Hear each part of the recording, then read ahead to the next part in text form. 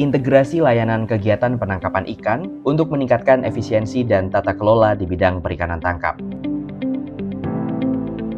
Sumber daya perikanan laut Indonesia telah lama menjadi tulang punggung sektor kelautan dan perikanan, menyumbang tidak hanya untuk pemenuhan kebutuhan pangan domestik, tetapi juga dalam konteks ekonomi nasional. Kebutuhan pengelolaan yang bijak terhadap sumber daya ini menjadi makin mendesak seiring dengan tuntutan global untuk mencapai perikanan berkelanjutan.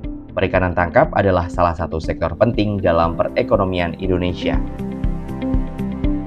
Saat ini banyak pelaku usaha perikanan yang harus mengakses berbagai aplikasi secara terpisah untuk memperoleh informasi yang diperlukan. Sistem yang terpisah-pisah ini tidak hanya mempersulit pelaku usaha dalam menjalankan operasional sehari-hari, tetapi juga menghambat analisa data yang seharusnya dapat digunakan untuk memastikan keberlanjutan sumber daya ikan dan meningkatkan efisiensi operasional. Selain itu, keterbatasan tersebut menyulitkan pihak berwenang dalam melakukan pemantauan dan pengawasan terhadap aktivitas penangkapan ikan, sehingga rentan terhadap praktik ilegal, penangkapan berlebih, dan kerusakan ekosistem laut. Untuk mengatasi tantangan ini, Kementerian Kelautan dan Perikanan menginisiasi integrasi layanan kegiatan penangkapan ikan. Langkah ini bertujuan untuk meningkatkan efisiensi dan tata kelola dalam sektor perikanan tangkap.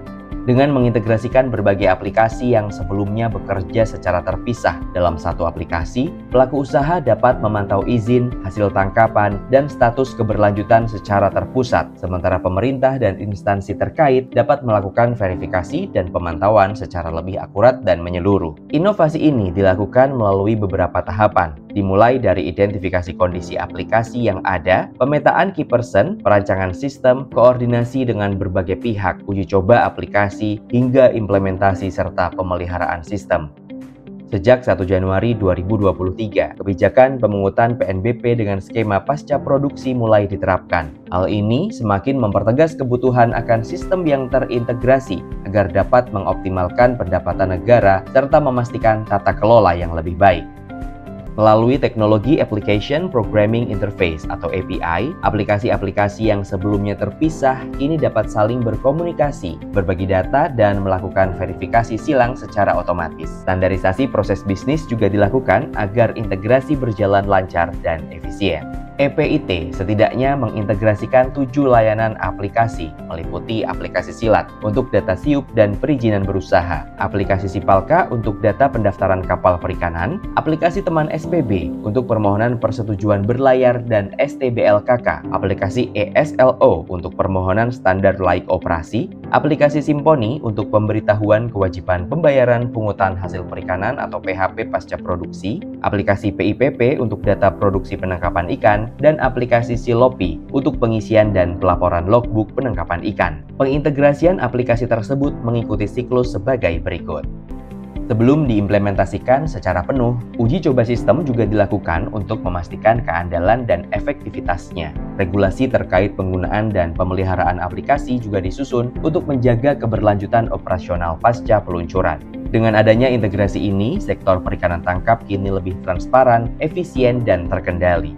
Potensi kebocoran PNBP dapat diminimalisir sehingga berkontribusi pada peningkatan pendapatan negara dan kesejahteraan para nelayan.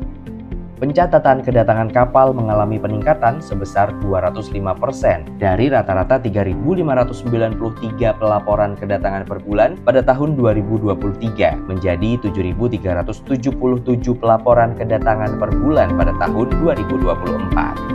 Pencatatan produksi ikan juga menunjukkan peningkatan sebesar 210% dari 555.000 ton di tahun 2023 menjadi 1,167 juta ton di tahun 2024. Penerimaan PHP pasca produksi tercatat meningkat sebesar 155% dari 590 miliar di tahun 2023 menjadi 918 miliar di tahun 2024. Aplikasi EPIT juga telah melayani penerbitan billing sebanyak 257 billing per hari dengan nilai transaksi sebesar 2,6 miliar rupiah per hari yang meningkat sebesar 299% dibandingkan tahun 2023 yang hanya mencatatkan 86 billing per hari dengan nilai transaksi sebesar 1,7 miliar rupiah per hari.